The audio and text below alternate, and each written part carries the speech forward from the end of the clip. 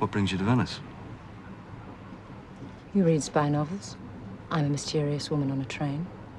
You tell me what my story is. Okay.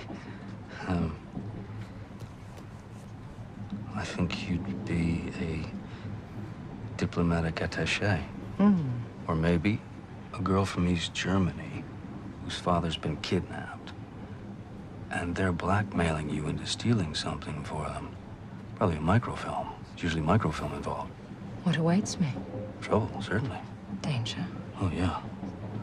You'll most likely be shot at in less than 2 chapters. Is there a man in my life? Have to wait and see.